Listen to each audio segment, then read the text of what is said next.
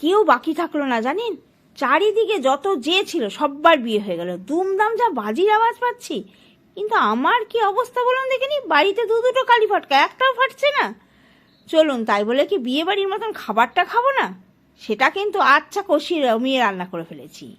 দেখুন এইবার দিলাম টমেটো আর ধনেপাতা। দেখলেন তো পেঁয়াজ ভেজেছি, সঙ্গে আচ্ছা করে মশলা দিয়ে বেশ খানিকটা তেলও এবার দিলাম। কেন জানেন, ওদিকে যে 1 কিলো কাবলি ছোলা ভিজিয়ে তাকে আচ্ছা করে সিটি মেরে রেখেছি। এই দেখুন কেমন সেদ্ধটা হয়েছে, একবার দেখে নিই এই সময়। ওহ, দুর্দান্ত হয়েছে। টমেটো প্রায় গলে এসেছে, মশলা দারুণ কষিয়ে একেবারে রং ধরে ফেলেছে। আর কি, এবারে কিছুটা করে দেব ছোলা আর ভালো করে কষাবো।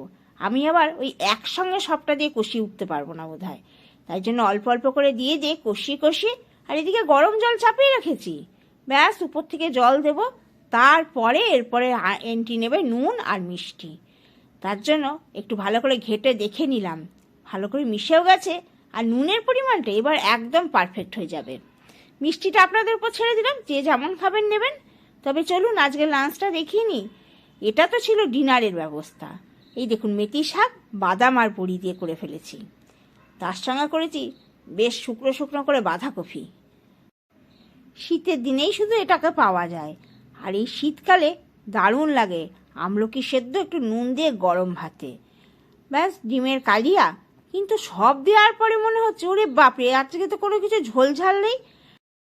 5 মিনিটে ভেলকি দেখাবো। অল্প আলু, অল্প পেঁয়াজ, নুন হলুদ পরিমাণ মতো দিয়ে ছোট মাছটা ভাগ্যে কাটা ধোয়া ছিল, সেটা দিয়ে বেশ খানিকটা সর্ষের তেল। এরপর এটাকে ভালো করে মাখিয়ে নিয়েছি হাত দিয়ে।